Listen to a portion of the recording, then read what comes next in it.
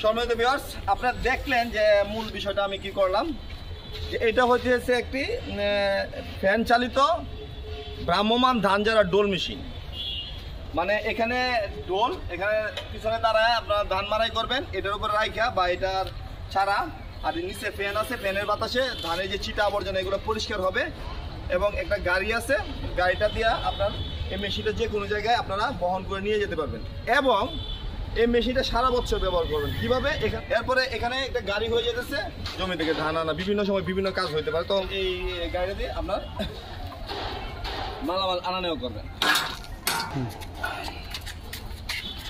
ঠিক এভাবে উঠাবেন, 4 কোণে 4টা এবং সামনে একটা 5টা নাট খুলে আপনার আলাদা করলাম। এখন এভাবে 5টা নাট আবার আপনার লাগিয়ে আপনার এটা সেটিংটা করে নেবেন। ঠিক আছে, এখন এটা নিচে নামিয়ে আপনার মারাই করতে পারবেন, আর এটার উপরে রাইখাও মারাই করতে পারবেন। এই ধান মারাই করতে আপনারা কী কারণে কিনবেন, আপনারা অবশ্যই আমার এই ভিডিওর সাথে ধৈর্য সহকারে থাকবেন। পুরো ভিডিওতে যথেষ্ট ইনফরমেশন পাবেন, সব কিছু জানবেন। এটা নাম হইতেছে ডোল, যেটা ঘুরতেছে। এটা হইতেছে 43 ইঞ্চি, 42 ইঞ্চি এবং 43 ইঞ্চি ডোল মেশিন।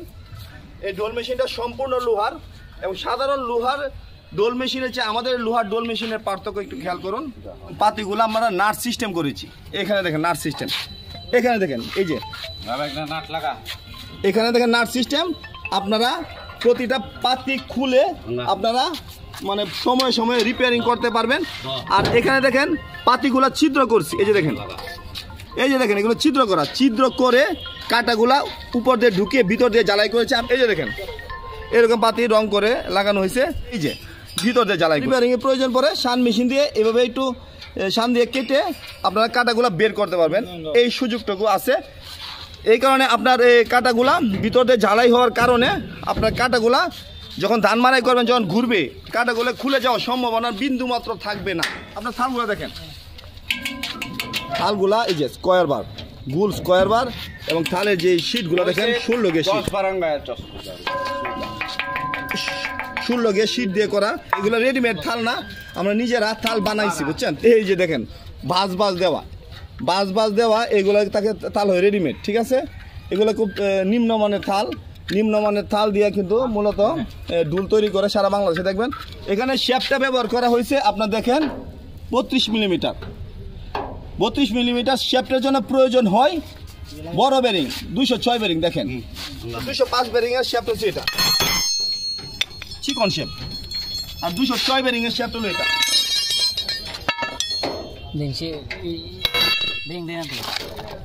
এই যে দেখেন